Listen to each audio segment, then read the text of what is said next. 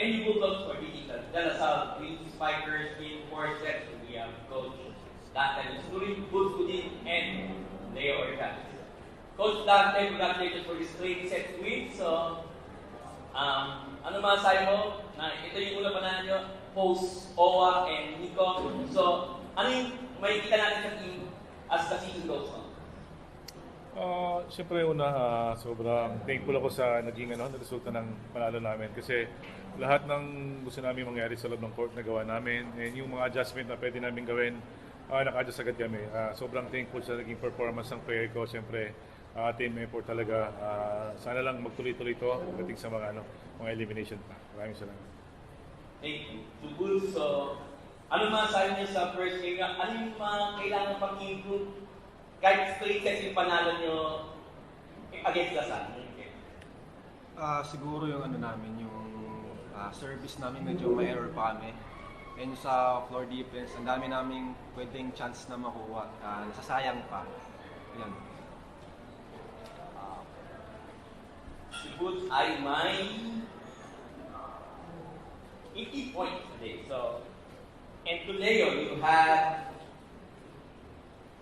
9 points, 3 gigs, and 1 service ace. So, ano masasabi mo na ito nga, mukhang binibigyan ka ng kumpiyansa ni Coach Dante. Ano masasabi mo? Siyempre, may mga nawala. Ikaw yung step up today. So, ano masasabi mo? Masabi ko lang, salamat sa mga coaches namin na dahil binigyan na ako ng tiwala. Kahit rookie pala ako, binigyan na sa akin ng tiwala ng mga coaches. At yun lang. Okay, Roy is open for question. Leo, ano lang makaramdam na finally nakuha mo na rin yung chance mo na maglaro din sa UAAP after years din na pag-iintay? Ano po, sobrang saya dahil ngayon nakalaro na ako sa UAP. At ito, first time mo maglaro sa MOA. Sobrang saya ko po.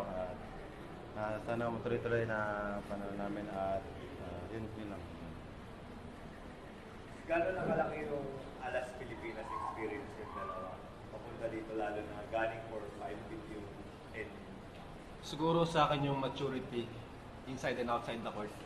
And ang dami kasing talagang Coach Pregoni, grabe yung tinuturo sa amin na high hands, kung di kaya drop ball lang, and ayun, halos same na sistema sa NU, medyo lang siya sa mga high hands. And ayun, siguro nadadala namin yung pagiging mature sa court na yun ang share namin sa mga bata. And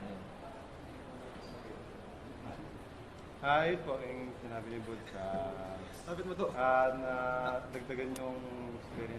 nadagdagan yung experience namin at para lumawak yung idea namin sa volleyball. Yun.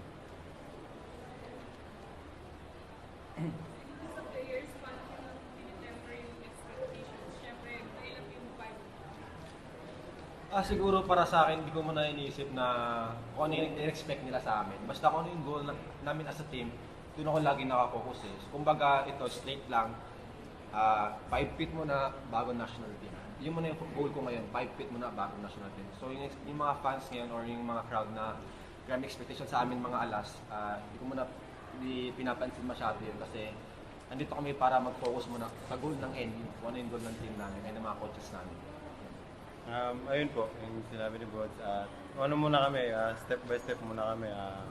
One win at a time lang muna hanggang sa makuha namin yung goal namin. And then, sa national team na ulit, focus keep. Thank you, thank you. Coach, si Ancheta, his first game as starting center 14 excellent sets. So, how happy are you na, yun nga, ito, kasi mabigat yung pipil niyang choose kay Owa. Okay. Siguro talagang sabi ko nga mag-perform lang siya. Kasi sa totoo, yung kailangan niyang punan is talagang sobrang laki para sa iniwan ni Owa. Pero sabi ko nga sa naging interview ko before, talagang pinaghahandaan naman namin siya na alam namin na ang collegiate team is anytime aalis ang player. Pero ngayon, sabi ko sa kanya, hindi mo naman kailangan punuan, importante lang trabahuin mo everyday yung gusto nating mangyari, ano yung sistema, sumunod ka lang. And yun, sa first game niya, sobrang happy na rin ako sa result niya, result ng ginagawa niya.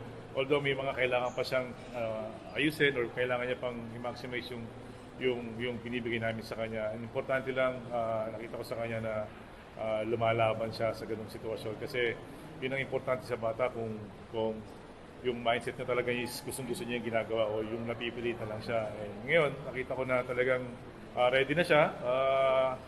Marami pa kaming game, marami pa kaming adjustment, marami pa kaming turo sa kanya na pwede niyang makuha pa. Sana lang magtuloy-tuloy pa. And to the, ano man sa akin yung kay Ancheta? Siyempre, Ikaw na to. And Leo, what can you say about, siyempre, yun nga, yung connection ang crucial para magandang maging season nyo. Yun po, lagi naming sinasabi na huwag niya lang pressurein yung sarili niya, laro lang siya kung anong meron siya at susuportahan namin siya sa kanyang ginagawa. Para sa akin sobrang saya kasi pagbalik namin galing alas medyo wala pa yung connection namin eh. So nakita ko naman na willing siya talagang na i-improve sarili niya and nakita ko yung willingness niya sa laro kanina na parang ayun, natanong niya ako kaya komportable ka sa ganyan. And ayun, dito kayo mga kuya na lagi kami siyang ginaguide and minomotivate na kaya niya lahat ng kalaban niya. Congratulations, Coach Dante, Leo, and Bruce.